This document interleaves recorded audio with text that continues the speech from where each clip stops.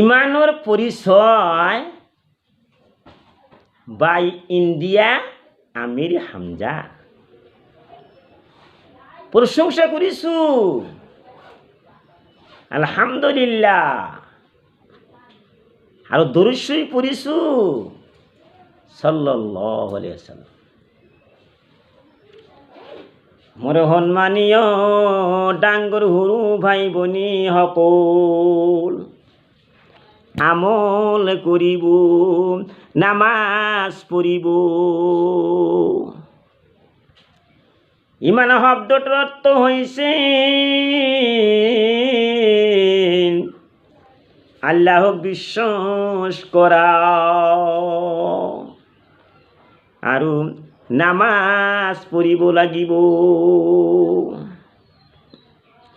আৰু বিশ্ব নবী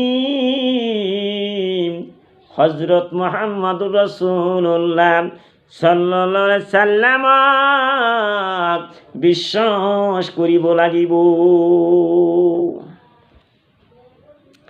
আল্লাহ যে কোরআন নবীর ওপৰত অৱতীৰ্ণ কৰিছে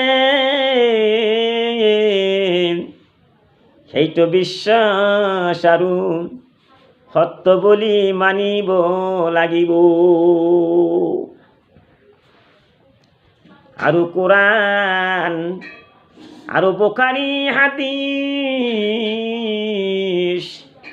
অনুযায়ী আমল কৰিব লাগিব।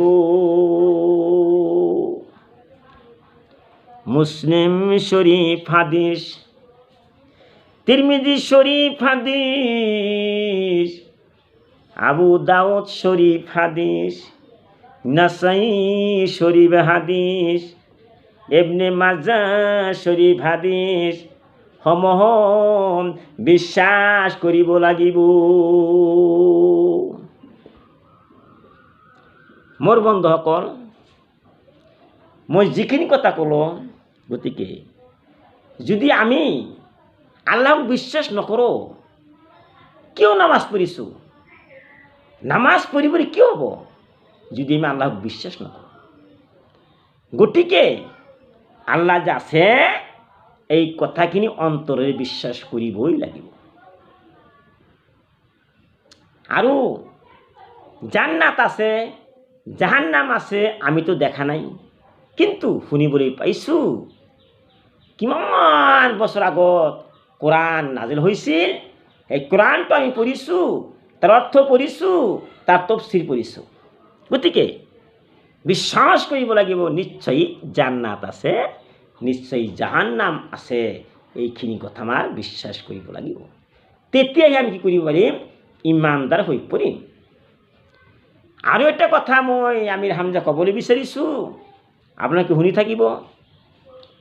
কাৰণ আমি যে বিশ্বাস কৰিছোঁ, বিশ্বাস কৰিলে নহ'ব, তাৰ লগত আমল কৰিব লাগিব।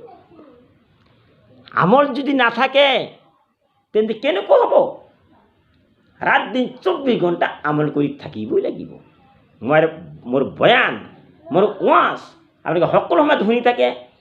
আপোনালোকে জানে মই কিমান বয়ান, কিমান ওয়াজ, কিমান গজল, কিমান কোরআন তাত কৰিছোঁ। অতি বিশ্বৰ জমিত হিচুত হৈছে পৰিছে, কিমান মানে শুনি আছে।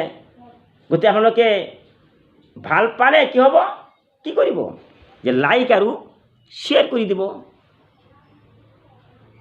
আখিৰু দাৱানা আনিল হামদুলিল্লাহি ৰাব্বিল আলামিন।